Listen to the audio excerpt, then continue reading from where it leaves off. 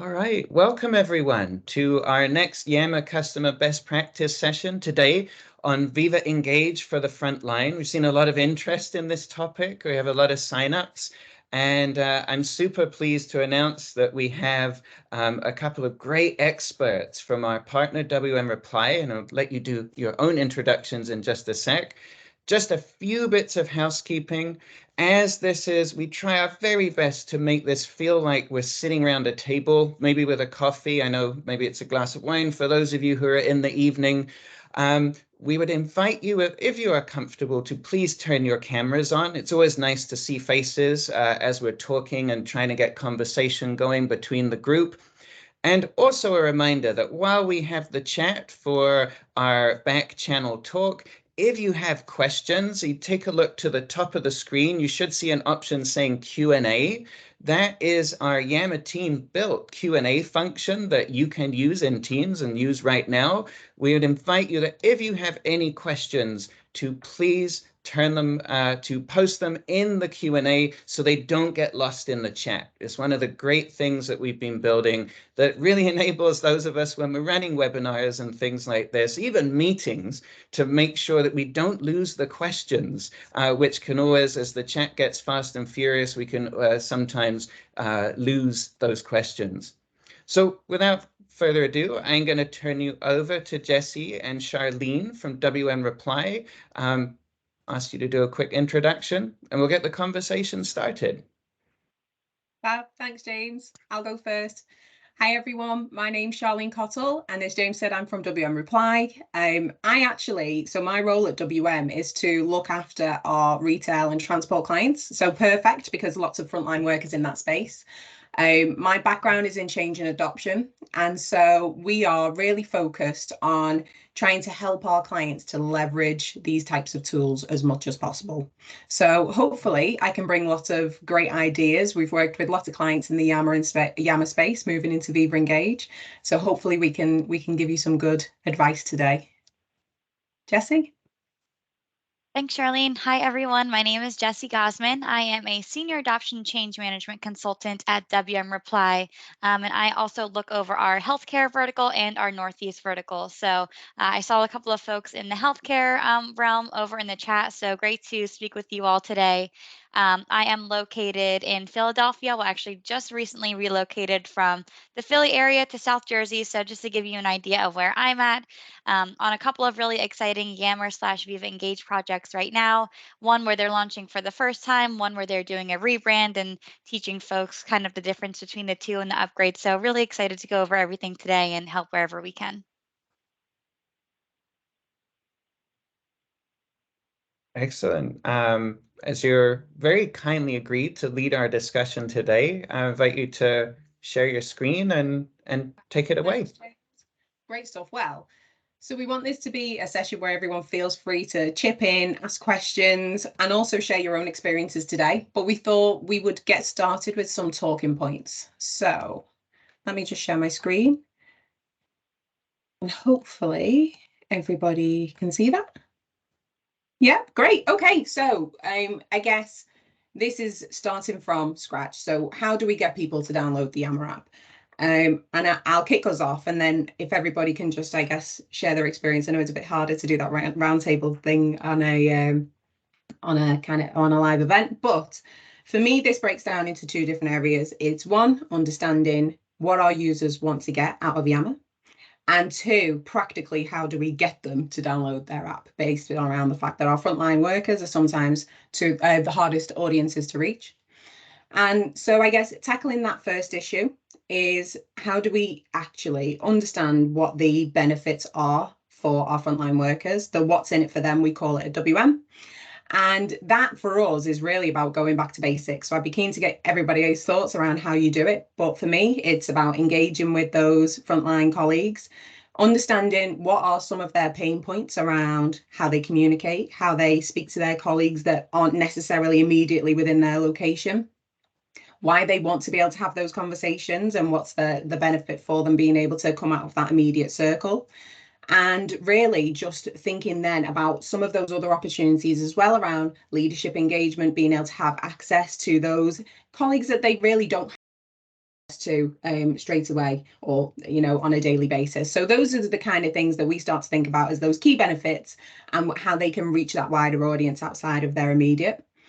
And I don't want to kind of talk for too long, but I'd be inclined to just kind of ask everybody else, how is it at the moment you are working with your frontline workers to get them to download the Yammer app? What are the key benefits for them? If anybody wants to chip in, come off mute.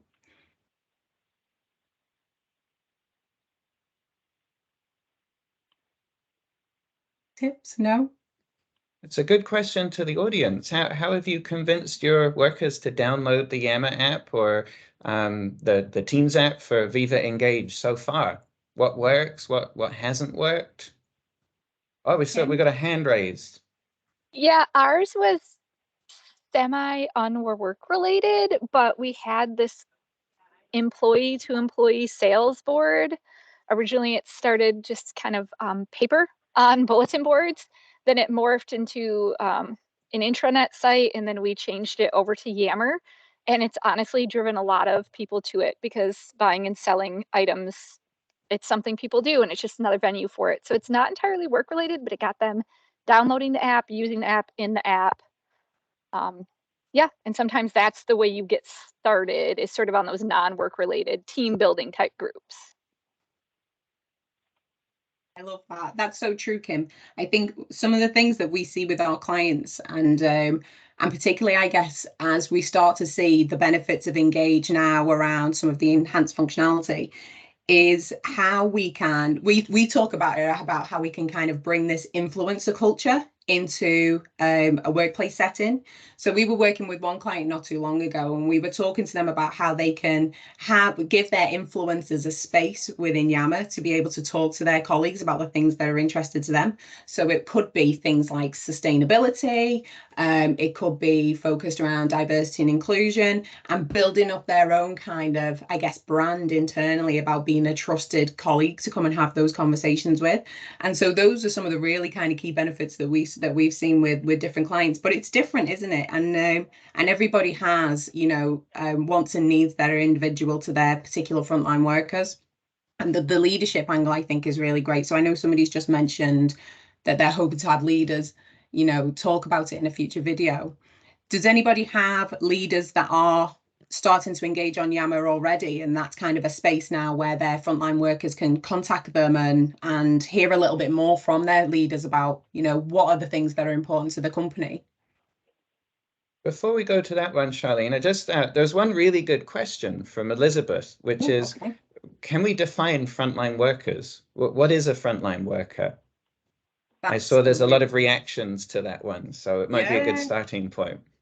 Okay, that's a really good question. And Jecee, jump in as well if there's anything you want to add about this. But for me, a frontline worker is somebody who's not necessarily in that consistent, space of work. So, I would class myself as a bit of a hybrid between knowledge worker and frontline worker, because for, I guess, 80% of my role, I can be in the same location or any location, thanks to this wonderful technology. But I'm working on my laptop. I am at a desk, and I'm not in front of customers or anything like that. I can be in front of customers probably about 20% of my time. For frontline workers, they are the workforce that they are in front of customers every day, or they're working in operational roles where they aren't really working across one particular device or working in one particular location.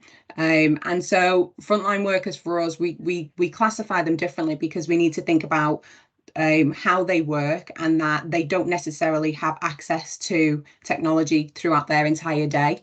And so when we do give them access, and when they do have that access to technology, it really needs to be about giving them that quick access where they can find the tools and the resources and have the conversations that they need to, all in that one space. So I guess that's how we start to think about frontline workers. Jecee, do you want to add anything to that? Yeah, no, I think that pretty much hits the nail on the head, like Charlene was saying, thinking about, the role that they're in and really being considerate of offering them those flexible ways of working, those flexible ways of engaging. They have such a different perspective and different experience to bring to our communities and to their storylines as a new feature of Engage.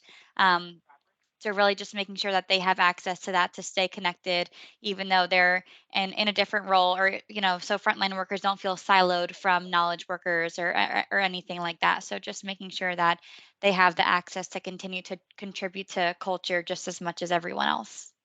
Yeah, absolutely. And I guess as well, thinking specifically about working within the retail and transport space, for me personally, we see frontline workers as those types of roles where, you work in a shop and you're dealing with customers on a daily basis. You work, as a bus driver, you might be cabin crew and working for an airline. These are the types of roles really where people are on the go all of the time and they have that limited access to the tools. So when they have it, it's really great that, they get to connect in this particular way, in a way that I think is really quite new and that they haven't been able to before. Okay. There's lots and lots of great comments coming in the chat, so please feel free to just come off mute and share them as well.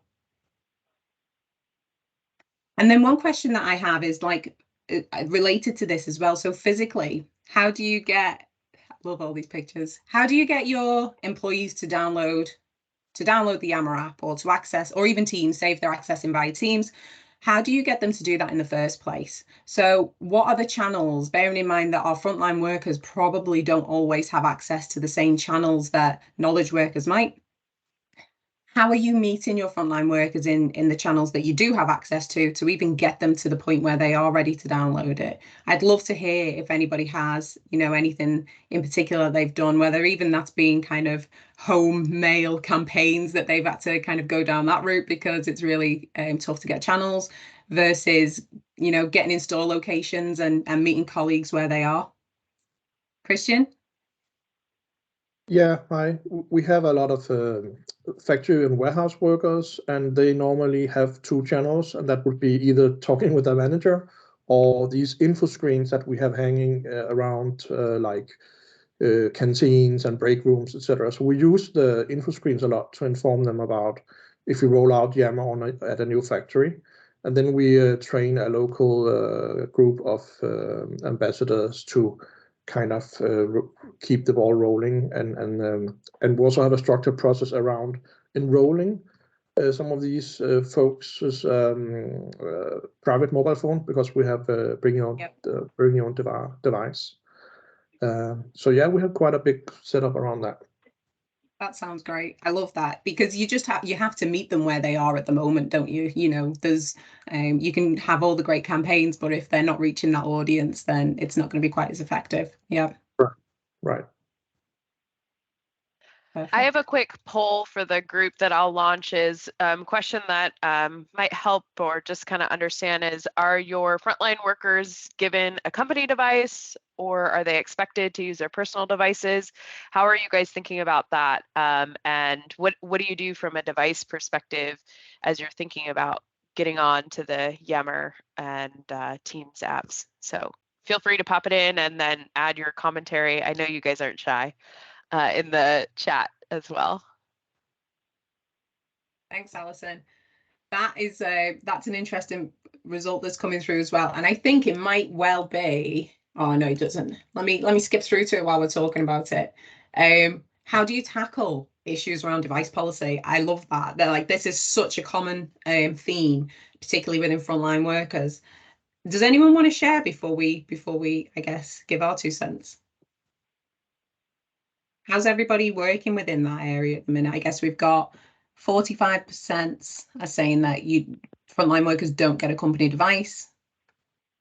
30% saying that they do, and 10% kind of not yet considering it. I guess a few on the fence. It's a really interesting one, and we kind of, when we're working with clients, We often have our clients coming at it from the angle of it's a huge cost to enable your frontline workers with a device. And if we are enabling them to access these tools, then how is it that we can do so, without saying we're going to give you a device to do that? Well, the way we look at it is there are all of these huge benefits for frontline workers being able to access tools like Yammer from their own device. And we've worked with lots of clients about how, first of all, that when you have your kind of bring your own device policy, possibly, or maybe a mixed device policy, we often say, well, you've got to give people a choice, and that's kind of the first and foremost. But we see really good levels of adoption for people even using their own devices, purely because of that benefits related kind of piece that we talked about before. So instantly, if I am able to access these tools on my own device, that means that I have access to my wider network, and I can talk about the things that are important to me, and I can have conversations with the people that I've not been able to reach before. I'm able to engage with my leadership in a way that I never would have been able to before. And these are, and just get greater insights into our company and what it is that we strive for and what we drive for. And so these are some really kind of key benefits for frontline workers that we see.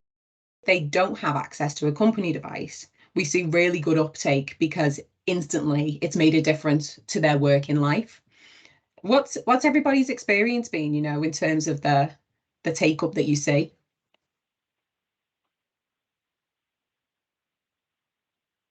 Do we have anything in the Q&A, Alison, maybe where people have asked that I've missed? Got one. It's kind of an adjacent question, because I think there are two things when we're talking around device policy. The first is Renee asked, how do you see transport or transit organizations getting the right technology in the right hands? Because obviously they cannot use mobile devices while driving trains and buses and things like that. And I did put a link into how Transport for London engages frontline workers, which is a great video to watch. So that's the first one. I think the second question is, how do you get around, device policy and people having access to Yammer during non-work time as well, which I know that a lot of our customers it's one of the things that they have to think about. Yeah, two great questions. Okay, so I'll come to the first one. Renee, your question around transport organizations, so that's kind of my bag, and we have worked with lots of people in those roles, from teams that work on train tracks through to bus drivers and cabin crew staff. So we kind of cover all those different types of roles. And you're right. And I think that's kind of where I said, why I wanted to say first up is that they have much more limited access to these tools than we do.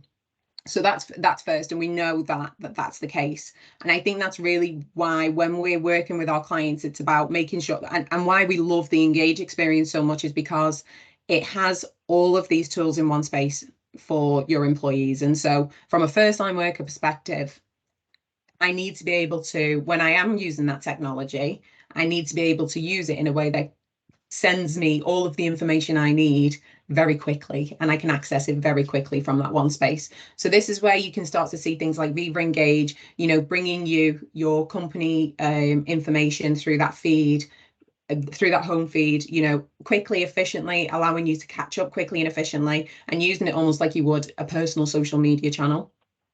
And then in terms of, when, I guess, would they access it? We find that they do. And when we've worked with other clients, it's about bringing this into the wider experience. So, for example, one of the bus companies that we worked with over in the UK, for them, this was part of another piece where, they were using their devices to complete forms, to access information, to access pay slips, but also to stay to remain part of that company culture. So in Yammer is where they can do that piece. And while their time is more limited to, maybe it is, maybe it isn't, because how much time do all of us spend on these tools? Is I guess something we'd have to think about.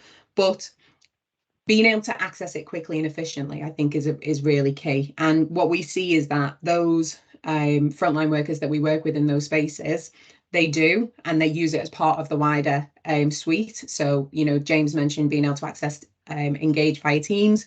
This then becomes their digital workspace when they're doing work-related things. They can do all of these work-related things, and Engage becomes part of that. I'm sorry, Steve. I think he's just commented about the knowledge worker term. I'm sorry, Steve. It just rolls off the tongue. And the second question then was, I can't remember. James, what the kind of second piece for that was?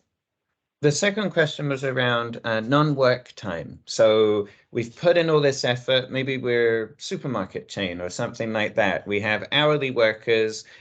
They've got Yammer or Viva Engage in Teams, and they're looking at it at home when they're not at work. What kind of issues does everyone have to consider around that? And I know that legally this is different in different states, provinces, countries, continents. What have you seen? Yeah, that it is. And actually, so obviously I'm based in the UK, Jecee's based over in the US. And so when we are working with clients in this space, the answers can vary. And so there's no one size fits all. I think for me, it kind of goes back to the benefit and the choice. So we can't, if we're providing our frontline workers with access to these tools, then we have to let them know that it's a choice and that it's a work-related tool, so they access it within work hours. We always say, just like any employee, you know, if there's a benefit that you're getting out of something, you'll access it when it works for you. Just the same way that we've seen with hybrid working, for example, that the 9 to 5 has started to really disappear because it's a benefit for me to be able to go and maybe pick my children up from school, get them sorted, and then maybe work a little bit later into the evening. So, but that's not for work to determine for me. That's for me to determine for me, because it's a benefit for me to do that. So I think what we need to think about is, one, you know, what we're asking of employees, and you know, in the UK, same kind of thing. We would say, you know, you don't have to. These are work tools, so you access them within your work hours, but recognize that actually employees might want to flex that themselves because there's a benefit associated to it for them. And Jecee, I know that you've got that it might be a little bit different over in the US, but if you've got something to add there too. Yeah, no, I was just gonna say, I absolutely think it's important to at least, you know, set that expectation when you're rolling this out, letting them know, making it clear what's expected versus what's not expected. I just like to say that it's, you know, it's nice when you see that organic growth and that organic adoption where folks do want to share even when they're off the clock. You know, they don't feel like it's them putting in extra time. It doesn't feel like a chore. It's not something that they feel like they should be doing. So that organic growth is really nice to see. Not to say that there doesn't need to be a policy around it or rules or expectations set, but I always just think it's nice to see when folks are contributing. And now even with Viva Engage having things like storylines, sharing things from your personal life, those personal wins or life updates that maybe aren't tied to a specific community or initiative. So I think that Engage is just totally trending in the right direction. And yeah. Just wanted to add that bit. Absolutely. And while you were, I was just going back through the chat a little bit. And I've caused a bit of controversy now, haven't I, with frontline workers and information workers. I would love, so what, in terms of the terminology you use in your organization, so we work within personas, so we might not necessarily use that language when we're building out persona groups with our clients. How do you all kind of classify your frontline, well, actually your persona groups within your organization? Has anybody got any that they'd like to share? Because I think it's really helpful when we start to think about how our employees are consuming this type of content. When you talk about persona groups, would you be able to Yeah, just provide a little bit more information, I think? Okay. So when we're working with our clients, yeah, I think we kind of avoid those terms, because really what we're looking to understand is different ways of working, how people engage with other colleagues across the organization, what their day-to-day looks like. You know, do they travel? Do they have a consistent place of work? You know, if you're an area manager, you may be across multiple stores. And so what we tend to do then is we build out what we call persona groups. And that might be that, you know, you are a manager. It could be that you are an area manager. It could be that you're a store employee. You know, it really kind of differs, but actually it's about looking at your role in particularly. You kind of fit into this area, and you work across, you know, this type of device. You work these types of hours. You come across these types of customers. You know, receive feedback from customers on kind of this basis. And then what we tend to do is we look at opportunities according to those different persona groups, and we might get maybe 4 personas that we'd look to work, that we'd look identify with a client within their organization. And so, yeah, we don't use that terminology in terms of frontline worker or information worker, but we almost split the two when we talk about it more generally. So I was just interested to hear maybe the different types of persona groups that everybody, you know, speaks to when they're working in their organizations, because it's interesting, you know, like how then we would kind of, I guess, understand the benefits for each one of those groups.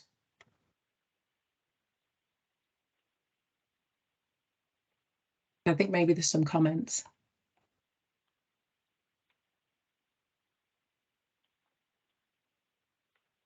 But if maybe that's not quite okay,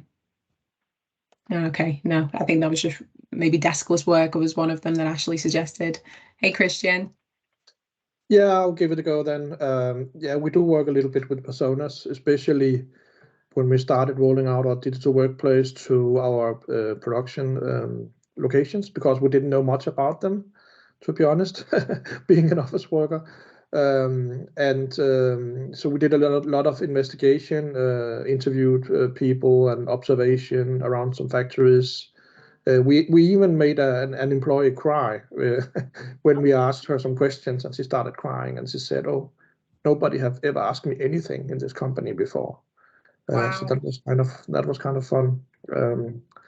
So yeah, I'll post a picture in the chat with a kind of a persona description we made about our production workers. And actually that we have 5 kind of sub personas for that. But one thing we found out, for instance, was how few minutes a day they have a break, and they're not allowed to use the mobile phone while they're at the machines working. They need both hands free to kind of do their work. Yeah, that's something we see commonly as well. And so it's kind of the break time is when, you know, somebody might want to access those tools. But that's incredible that, you know, you had somebody kind of break down and say that that's the first time that anyone's spoken to them, because that to me is like, you know, maybe where Yammer is going to be its most powerful, because all of a sudden that person then has that connection to other people. Were you able to kind of, well, first of all, have you launched Yammer or Viva Engage? And if you have you been able to go back and have some conversations with those colleagues again to figure out like what it's meant for them? Yeah, we did launch at about 12 factories back in 2019, 2020, just before COVID. And now we have had a long break where we didn't kind of do anything to help them. And we're going to kind of restart that effort in January, go back and basically kind of relaunch, re-energize all the different factories we have. And we just kind of silently launched Viva Engage with storylines, and actually today we enabled the stories also. So we're looking forward to see how that'll work out. Yeah, I think that's incredible. It'd be great to hear, you know, how employees are getting on with it now, especially since that's something that's so important, I guess, to be able to have that communication. Well, thank you for sharing that. Anyone else want to add around, I guess, personas? Okay, let me go back then. So we had a couple of other talking points that we wanted to, I guess, maybe use to kickstart some conversation as well. So this one is around like, what are my top priorities for successful adoption? And before I guess we kick off, and Jecee, I might come to you for this one first, actually. Has anybody, what techniques have you been using when you've launched Yammer, I guess, or Viva Engage?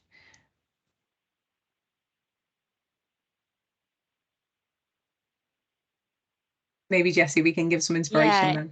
if nothing specific right off the bat, I think one of the biggest things with launching Viva Engage, whether you're launching it for the first time or whether you're going through kind of a rebrand from being on Yammer, one of the big things that we like to focus on is the which tool when, right? So it's amazing. One of the key benefits that Engage and Viva integrate seamlessly within Teams. That way it becomes a seamless, regular part of their workday.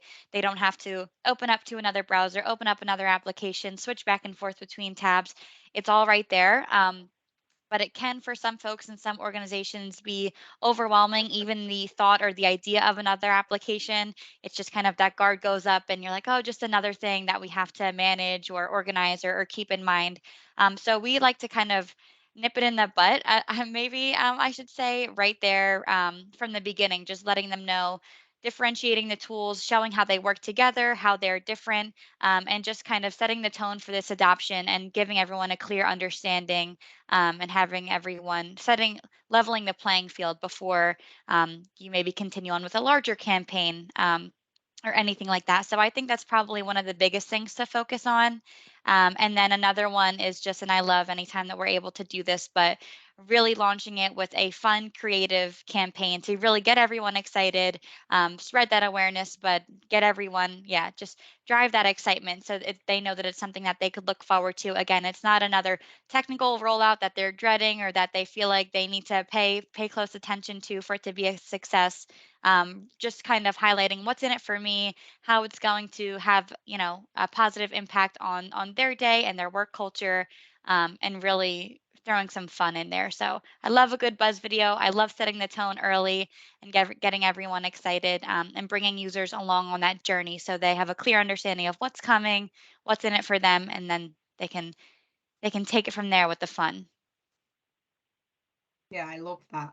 I think that, we, if I put my kind of change and adoption hat on, and just but to build on what Jecee said there, for me, it's always about spending some time with these people and understanding kind of what are the things that they are so proud of that they would like to share with their colleagues. And it kind of takes me back to this story, which actually led to us then developing a campaign with a client. And I got to meet this lady. So we were working with a supermarket here in the UK. And I got to meet this lady, and she worked on the bakery, and she had done for years, and she was like so proud of the fact that she made the best bread, and she was just looking for a way to be able to share like these scenarios and to give her tips and best practice. And not sure if we got a bit of background noise there. Just bear with me a second. Let me see if I can mute somebody. Yeah, okay, hopefully that gets rid of that noise. Fab. Yeah, so she had all of these kind of stories, and before we even started talking about technology, she was just talking to me about her role and what she did and how proud she was of it. And so what we tried to do was meet as many people as we could, but also really get to understand some of these amazing stories and the people behind this supermarket. And then what we were able to do is record them and shape this into a launch campaign video where everybody, like people knew this lady, they knew some of the other colleagues that we had, and they were really able to bring to life the benefit of being able to reach that wider audience.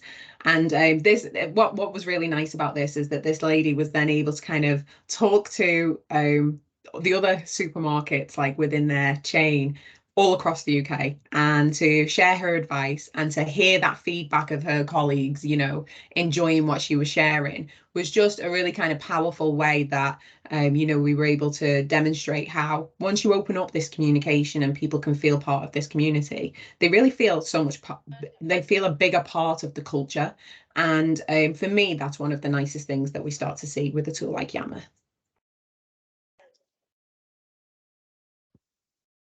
I was wondering, Charlene, that was a great example, from a real nuts and bolts perspective, whether they're in a supermarket, in a factory, driving trains, and they're in their lunch break, how have you seen success? And this goes for everyone on the call. How have you seen success in getting people to download the app, especially if it's a personal phone? I know that I've had that question from a few of our customers very recently.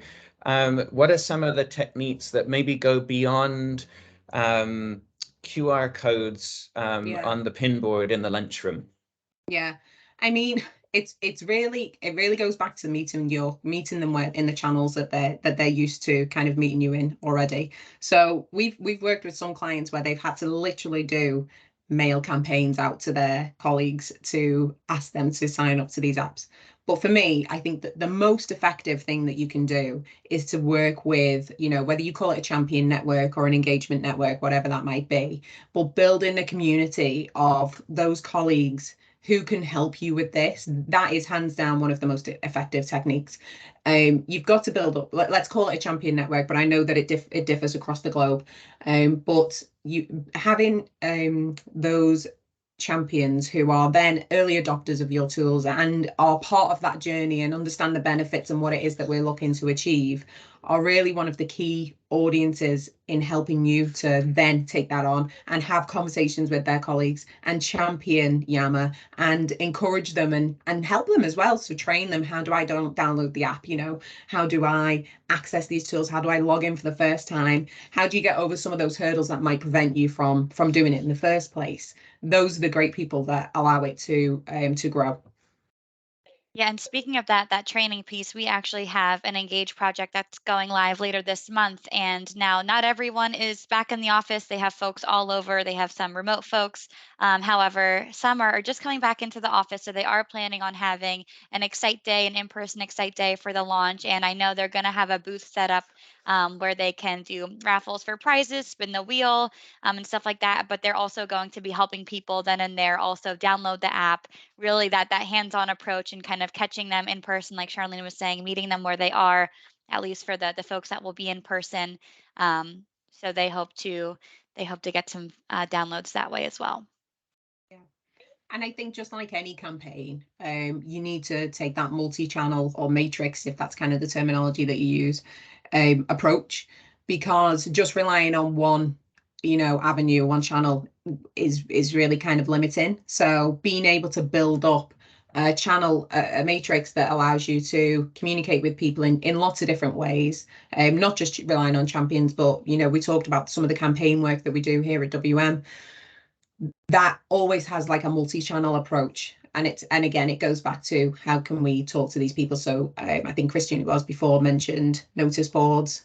We've talked about champions, you know, whether that's email campaigns, etc. Just thinking about what some of what the channels are that are open for you and exploiting those.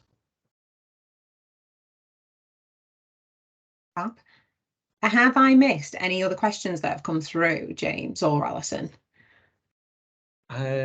No, we have quite a quiet audience today. Okay. I would encourage you that we have everyone here. Please, sometimes we fear to ask what we think is a silly question, but this is the kind of space where there are no bad questions, no silly question.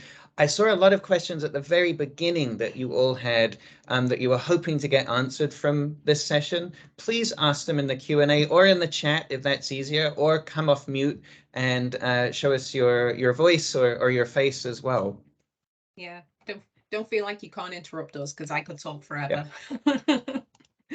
All right, so let me then, I think we had one more. Oh, okay, this is I guess the talking points we've shaped are some of the questions that our clients ask us on a regular basis. So one of the questions that we get quite often is, you know, is Yammer for the communications team, as in to reach that audience? Because we know that and maybe just give us a little hands up if you work in a communications type role, because it'd be interesting to kind of see, you know, like how that differs across the audience. But often we hear, is Yammer just another communications channel, or is it an actual benefit for frontline workers? And that's a really interesting one. And quite often we work with communications communications or clients, sorry, within communications, when we're launching Yammer and when we're looking to see what the benefits are as well. And my answer to this is that it can be both. So I think it goes back to building that strategy. Why is it, that we're launching this? What is it we're expecting to achieve? What are the end user benefits? Because we've got to dig into that. We've got to understand what's in it for our employees, our end users, as well as what's in it for, the business, and what are some of the things that we're trying to tackle where this improved communication can help, and how we marry those two things together. So we kind of split this into a couple of different areas with one of our clients recently.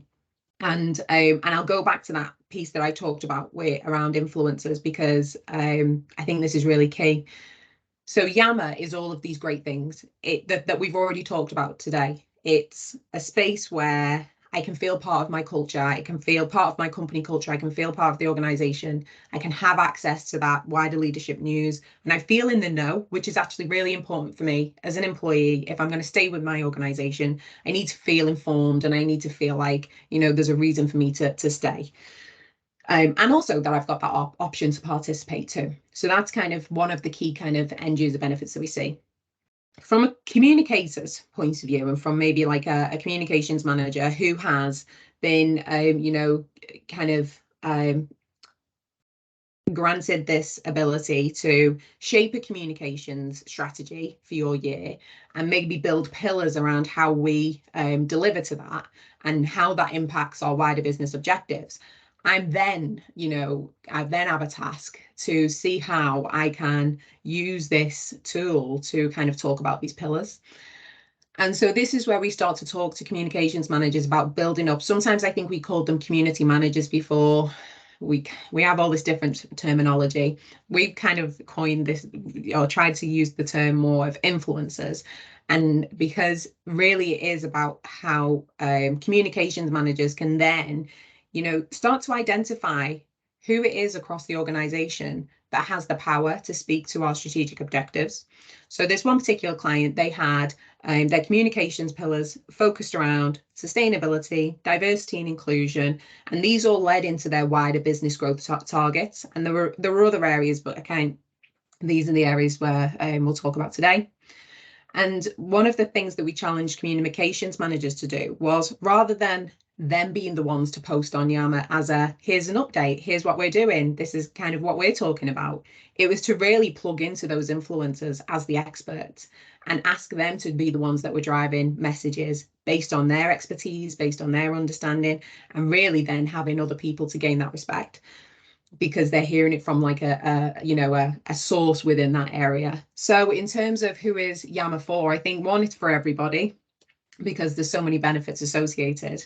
But with for communications teams, I think there's absolutely an opportunity to see who those community managers or influencers are across the organization who can really help to support your own communication strategy. And then for frontline workers, I think there's some of the key benefits that we talked about today, and I think some of the stories that we heard earlier as well around just somebody having a voice and talking to somebody else, I think is really key. So let me see what I've missed as I've been talking about that. We have you stimulated a lot of chat with that piece. I think that got everyone thinking. First of all, I know Renee has had her hand up just for a little while. Renee, would you like to ask your question? Yes. So we've touched on this a little bit, but I'd like to just get a better understanding. So I think one of the challenges that I see, especially in the transit space, is when do you allow these workers to access the tool? So, I mean, granted, they have the option to do it when they're at home, right? But there's some things that you want them to see and react to during the business day. Do you see companies allowing some special break times for them to get on the tools, or is there a recommendation to use their different breaks throughout the day, whether it be lunch or their other breaks to do it? Just what have you seen? And I guess that question is to Colleen or any others who have seen transit companies really embracing giving their frontline workers technology that they need. Yeah, thanks, Renee. That's a really good question. We only kind of touched on it before, and so the one the one particular role that we've worked with in this space where I see this has always been a little bit trickier.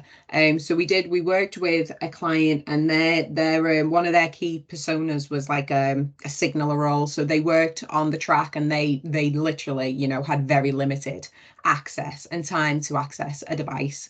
And they would be in a booth pretty much all day working on the track, and that was it. They had to be focused. So I totally understand that there's challenges around this.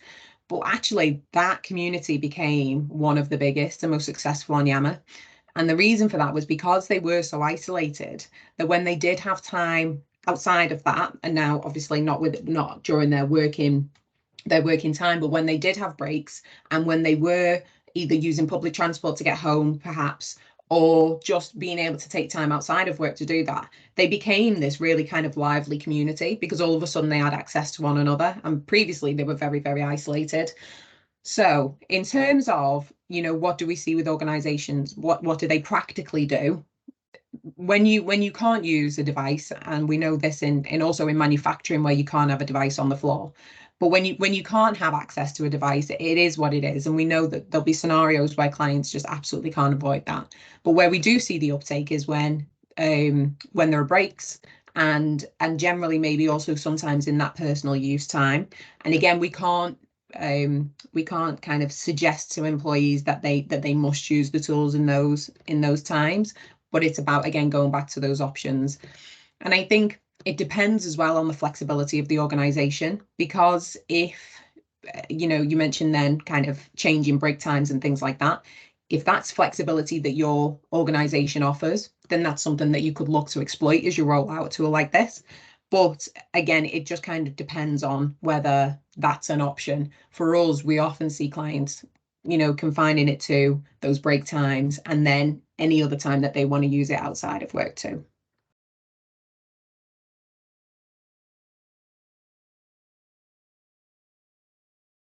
Okay. Okay, so some customers, from reading some of this, it's almost like you're building in some time into schedules to be able to consume content that you're wanting to get in front of frontline workers, rather than that old pinboard in the lunchroom where you cascaded information down, you print it, you know, you ask the local manager to print it out and stick it on the board. This is, it's rethinking the time that people would use to consume a lot of those things within their workday. So that's really great, great insights. Yeah, and I guess, is that something that we're seeing common in the chat feed, James, that some of the organizations on here, they are actually rethinking that time and building in more time for people to be across Yammer? From what I see from the chat, I think they were wanting your advice, and so they've got some great advice from it. There's a sentiment, just reading between the lines, this is requiring us to think differently. And one of the things that's actually come up is just getting people logged into the app, whether you're using SMS codes, or it seems that Authenticator is just too complicated. I wondered if you've seen any great examples of how do people just log in? Yeah, it's right. So I actually think that this is less about, so Authenticator, however it is that you're allowing people to access this, I actually think that this always comes down to how we kind of train people, but also, should you forget your password, how easy is it for somebody to reset it? It's honestly, it's always the way. And I think this comes back to, rather than the tool, it comes back to education and making sure that your people have access to a network of champions who can fix it quickly. Because once somebody feels like they're kicked out and they, you know, and regaining access is going to be problematic, you almost lost your audience. So I think making it really easy, we do little things like one launch that we did recently, we had like a little goodie giveaway bag that came with it, and in there was like a tiny postcard that had very simple steps to logging in and overleaf, I forgot my password, what do I do next? So all of those things, and making it easier for people to follow very simple steps to either download the app, re-access the app, you know, find out their login credentials. And also, by the way, when we're looking at what those login credentials should look like, making sure it's something familiar, are really kind of key. And I think that's one of the pieces of work that we do a lot when we look at the training element of the change plan, is making sure that it's really easy to digest, to the point, and they're kind of in your hands when you need it. And then even little simple things, like if we look at the wider Teams capability, if you're accessing Viva Engage, you know, being able to have a simple dashboard card for how you would reset your password and how you can access your IT team that can help you and things like that. Just practical little things that we can do. Excellent. I see we've only got about 5 minutes left, and there's one thing that's come up occasionally in the chat, and whether you both have a thought on this or we put it out to everyone, how have you started to think of ways to use storyline and stories for especially frontline workers? I put in the chat that I hate generational stereotypes, but there's some truth to the fact that younger generations in the workplace, there do tend to be a lot of frontline workers when they're starting, communicate with each other using stories and DMs, and that's about it.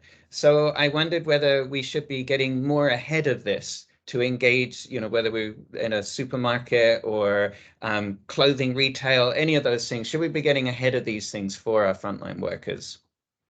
Yeah, I think some of the great examples of where we're seeing storylines being used really nicely is, you mentioned then clothing retailers. So one of the retail clothing brands that we've worked with, they've used stories to kind of track, to showcase, the journey from everything from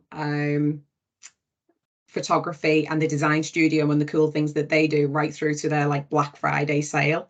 So these are really nice ways that we're seeing our clients kind of bring together the story and literally using stories to almost showcase like a big event that is a really big part of what happens for the company, but that not every single person in the company might know how it happens and how it all comes together. And, you know, they might see models walking around, but they don't necessarily know what they're there to do or have an insight into that kind of thing. So we're seeing them almost being used as a way of being able to kind of track and showcase how all of these different events and elements happen. But I must admit, what we're seeing at the moment is that it kind of seems to be more for those major things rather than maybe people kind of demonstrating their day-to-day.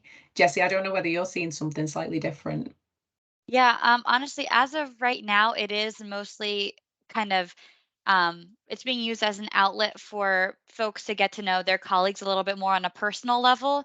So obviously, when we're members of communities, we're all there because we have a shared interest or we have something in common, which is great. And you know, the more we maybe post on stories, that may lead to us creating more communities as we learn what people are interested in, and you know what they're doing on the weekends and stuff like that. But I think, yeah, just really sharing those personal wins and getting to know folks on a little bit deeper level, talking to them or learning more about them rather than what's just in the community. That's what I'm seeing mostly, at least right now.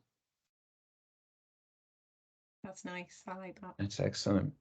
I think we have time. I'm going to squeeze in one last question, and that is, when you've been helping your clients, have you ever advised that there should be exclusive content that is only available on Yammer and Viva Engage as a way to encourage people to start downloading and accessing that content?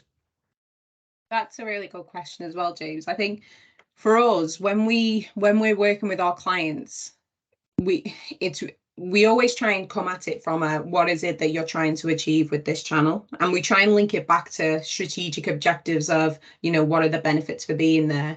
So we don't typically limit anything just to Yammer per se, but we do try and look at that channel matrix and say, okay, you've got this maybe suite of tools, and then maybe we need to think about what are the things that we want to use it for versus something else. So for example, a town hall event where you've got your leadership team engaged, and quite often people still like to do some of these things face to face.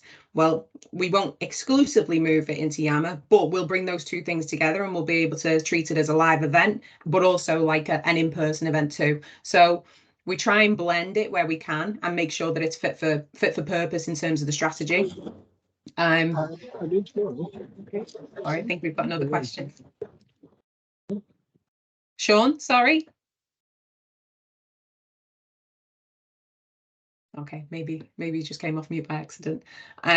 But yeah, I think it goes back to when you're defining your strategy and you're looking at your matrix, you look at how all of these tools can kind of blend together and fit together. And I think that that's a nice example of where we can see that we have a combination of being able to bring the digital in with the physical, and also, I guess, going back to, you know, meeting people in their location, catering for audiences, especially when we're thinking about frontline workers, where they wouldn't have access to maybe physical events, for example. So this is where you can really start to extend out to them and make them feel part of the bigger team.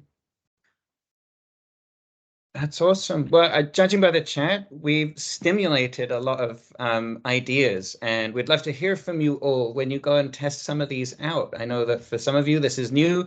For some of you, it's a reinvigoration opportunity. Thank you very much, Charlene and Jecee, for joining us and for stimulating such a great discussion. Thank you to everyone for attending as well. We will be putting the recording for this session up on our best practice website, which within the next week or so, you will be able to access it. And we will probably be taking a lot of this, Alison, I'd imagine, into some kind of blog, because it really generated a lot of discussion. And we'll try and curate a bunch of these links that have gone in the chat for you as well. So just once again, thank you so much for signing up. Thank you so much for attending, for all your questions and comments and sharing about your own work experiences. And we look forward to seeing you at the next session, which we'll be announcing very shortly. Thanks, everyone. Thanks for having us on, James. Thanks so much, everyone. Yep, feel free to reach out if you have any other questions or want to take a look at anything more closely. We're happy to support you as you kind of learn more about Engage and see if it's the right fit for your organization. So thank you so much for having us. Thank you. Thanks all. Bye-bye. Bye.